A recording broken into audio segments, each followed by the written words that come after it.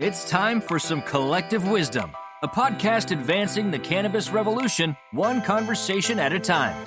We all benefit from sharing knowledge and experiences. So if you want to learn about the business of cannabis from those in the trenches, you've come to the right place. Here's your host, Lisa Tollner, co-founder of SensiChew. Today, we have the pleasure of speaking with Marc Matulich, who is the founder and CEO of Airfield Supply Company. Now, they are a vertically integrated cannabis dispensary which champions the high is a place concept. They've been established to serve the medical market, originally as the South Bay Healing Center, which started in 2010, and then underwent a rebrand in 2015 to become Airfield Supply Company. They have now grown into one of the highest volume, single-site recreational cannabis dispensaries in the United States. And Marc and his team have much to celebrate. So Marc, welcome to Collective Wisdom. Thanks for having me. So this month is very special because you are celebrating your 10th anniversary of Airfield. And I think that clearly establishes your company as a leader in the cannabis industry. And as any anniversary, it's always a good time to reflect and look back on the last 10 years. So what would you say you are most proud of? I would say just being here, to be honest with you. We started very humbly with not a lot of funding. The industry was just kind of barely emerging, even though we've had medical cannabis since 1986 in California. Commercially, it was kind of just beginning. And just really thankful to still be here today. It's very interesting because the industry is changing so quickly with outside investors and legalization with adult use, and it's spreading to multiple states. So we're just proud and thankful to have been there since the beginning and gotten our roots in when it was an emerging industry. So just feeling good to be here. Definitely. Mm-hmm. And 10 years ago, I was thinking about this in preparation to speaking with you today, that 10 years ago was the good old Prop 215 days. And that's when it was medical use and compassion care was a big concept. And in some ways, the freewheeling, regulation, non-existent way of doing business in hindsight was a pleasure. And even though I think we're all very happy that it's moving toward legalization and really becoming integrated into our society and hopefully someday a respected part of medicine and wellness, do you ever miss those days? Well, certainly. I feel that we always put our best foot forward and always try to do the right thing regardless. We were doing testing of our medicine back then, even though it wasn't any sort of requirement, just on our own volition, because we thought that was the right thing to do. We were testing for molds and pesticides and potency way back then with Steep Hill Labs at the time. And so being a good actor, I miss not having the oversight all the time. But as a whole, I think that it's good to get everyone in the industry playing by the same rules and making it safer for patients, safer for the general public. I think it's great that anybody out there can choose to use cannabis, whether it be for relaxation or medical use. I think that's fantastic. And I'm glad that it's, a safer environment for that. I would say the only, drawback is some of the restrictive regulations that cause additional costs to the businesses, some of the excess taxation. All this results in a higher price to the consumer, which ultimately drives a lot of business to the black market. So while I appreciate the safety that regulation has brought, it also has come at kind of a challenge for us legal operators to compete with the prices of the black market and still provide a safe legal product. Would you say that has been your biggest challenge, is just addressing the added costs and issues related to compliance and legalization? So 2010, when we first started, there was very little costs in compliance for us because there were no tight regulations. So, all the testing and stuff was on our own volition. In 2015, in San Jose, we had to comply with their ordinance, which was very similar to state law. I believe the state used the San Jose ordinance as kind of a model for their state regulations. And so when 2018 hit and all the state regs came into play, we were kind of already adjusted to a lot of what was happening. However, we weren't adjusted to all the extra taxation. We were able to shoulder the burden of a lot of costs because we had a couple years of dealing with a heavily regulated market here in San Jose. However, all the additional taxation that came in with the cultivation tax, the excise tax, which is compounded with sales tax, plus San Jose has a 10% marijuana business tax. With all that stuff compounded, you're looking at somewhere between 35 and 40% tax on a transaction. So That's mostly what drives the cost up to the consumer. None of that excess money is going to the businesses. It's all going to the state and local agencies. I hope it's being put to good use, but it's hard to say. Well, I can relate to what you're saying because even with Sensi Chew, we had a very similar approach to business. We, on our own accord, did lab testing, we dosed, we put a lot of important information on our packaging. So the transition for many things was no big deal at all. We were already doing it, but the taxation and of course now with Metric, it's a slow-moving process and it takes more time, more people. Tell us a little bit about your approach to your consumer focus. I know that you serve a large number of consumers daily, somewhere in the neighborhood of 1,500, which is remarkable. That, I'm sure, has some logistics that you've had to address. That's a lot of people passing through your doors every day. What do you think has been a key hallmark to your success to support so many patients and keep them coming back and keeping them informed and happy?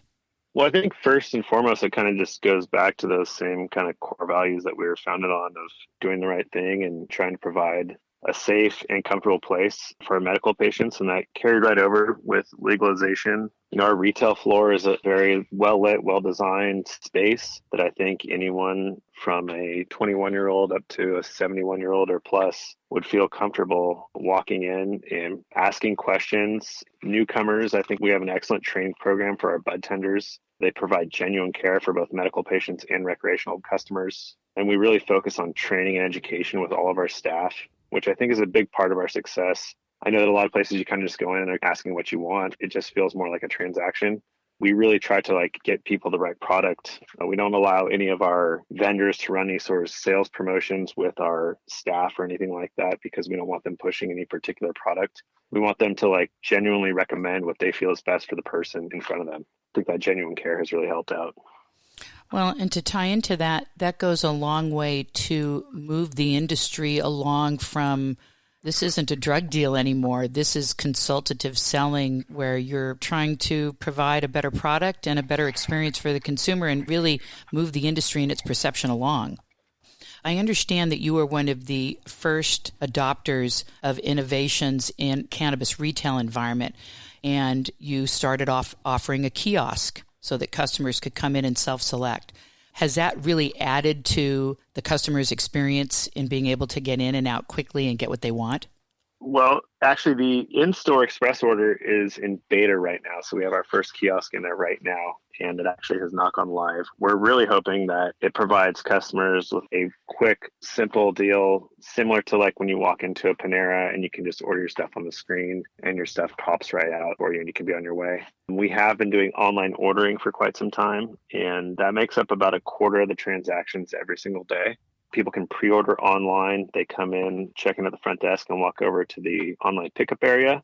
Their order's ready for them. The people just hand it right over. They're able to pay with their debit card or cash and walk right out in a very simple, easy transaction. I know that we're all busy every day, and the quicker you can do some things like errands are nice. Especially if you know what you want. Right. So I think that provides a great service for the people who do know what they want. I mentioned earlier that I think we provide great customer consultations, and I think that's fantastic for the new patients or the new customers who are coming in and are unsure of what they want. But those people who have been to us before and know the reliability of the products that we sell, the online ordering and hopefully the in-store kiosk as it comes live will be perfect for them.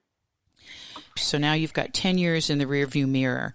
What do you see that's next for you and Airfield? We hope to continue to move the needle now that cannabis is gaining acceptance. Now, I think it's important that we continue on to the next phase. For us at Airfield, I think sustainability is a huge issue with the cannabis industry, especially packaging. With all the child-proof requirements and things, there's just so much single-use plastic that goes out every single day. Someone who likes to spend a lot of time out in the natural environment, I'm highly against single-use plastic. So we're doing everything we can right now to revise all packaging that we carry, and we're going to be encouraging all of our vendors to do so as well. So I think sustainability will be a big issue for us in the upcoming year and in the future. In addition to, I mentioned earlier that taxes are really high and it comes at a high cost to the consumer. We're going to be lobbying to reduce taxes to make products cheaper and help compete with the black market. I think that overall, state and local municipalities will receive more tax revenue if the tax rates come down and we get more people out of the black market and into the regulated market. I'm always interested in knowing what's the driver behind people getting into cannabis in the first place. And you're having started 10 years or even earlier than that. I mean, 10 years ago is when you hung your shingle. So you were involved before. So I would imagine some of that might have even been for personal reasons. Can you shed a little light on what got you into cannabis in the first place? Yeah, I mean, I've always enjoyed using cannabis, and during college, I felt that it actually helped me focus a little bit when studying and things like that. And I just thought the plant was pretty amazing. And so I started growing my own cannabis, and I saw the medical benefits for numerous types of ailments. And I think it's a beautiful plant. And so I was just really enthralled with the plant, and I enjoyed growing it. So when I graduated college, I knew that I wanted to be in the cannabis industry. I had been to Berkeley Patients Group, which was one of the premier dispensaries way back when. That's right. And I highly admired what they did, and that's what I wanted to do. So put a business plan together back in 2005 or 6 and met with an attorney. Unfortunately, the federal level was much more combative at that time. And I actually returned from a trip to San Francisco after meeting with a cannabis attorney. I was living in San Diego at the time. And the day I returned, all 13 dispensaries in San Diego had been raided by the DEA. And I saw that, and I had a passion for cannabis, but I also valued all the work I'd put into my education and things like that. So I didn't necessarily want to go on the commercial cannabis side yet.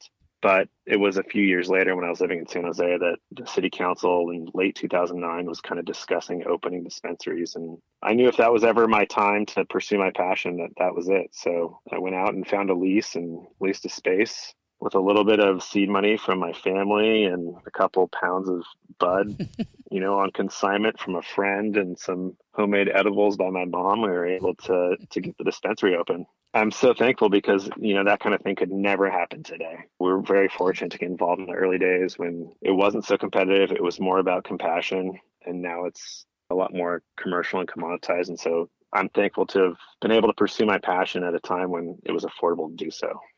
I couldn't agree with you more. And you mentioned the compassion care side.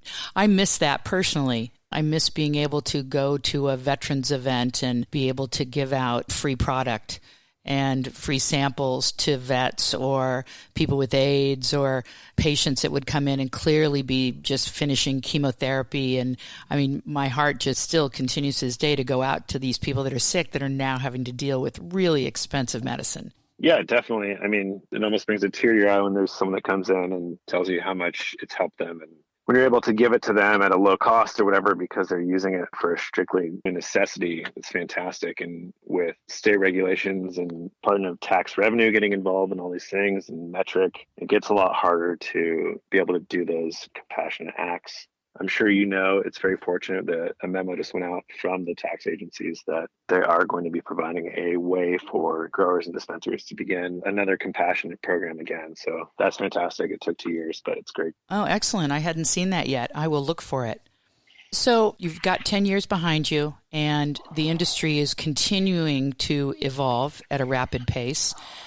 And yet we still have a little bit of a roller coaster ride, although I do feel like things are settling down a bit. What kind of trends overall in the industry do you see coming down the pike, especially this year, 2020? Ooh, it's tough to look in the crystal ball. I mean, it's an ever-changing industry, and it's really hard to foresee what's going to happen. I do think that there's going to be more consolidation as we've seen over the years. I think that more and more people are going to consolidate their financial efforts to compete on a larger scale and stay in the industry. I think that we'll see a little bit of reform on some of the regulations. I think that now that they have metric, people are coming into compliance. Hopefully they will see that they don't need to over-regulate. Guidelines and regulations are fantastic, but some of the overreaching things that really don't provide a benefit to the consumer or the state, I hope they start to pull back on some of those things. I'm hoping we see some banking reform. I don't know how likely it is, but I would love to see some banking reform. I think that the current state of banking really just adds to risk for the industry, not being able to go out and just get a regular bank account and not be able to process credit cards and making it a cash heavy industry. It adds risk. It makes it more difficult for agencies to track the money. I think it would be fantastic if we could get some banking reform. I would love to see tax code 280E go away. It's just an unfair tax code that's applied to a legal industry, which is very unfortunate. So I'm hoping to see changes with banking, taxation, compassionate use, and sustainability. in the upcoming year. Amen. On all those points.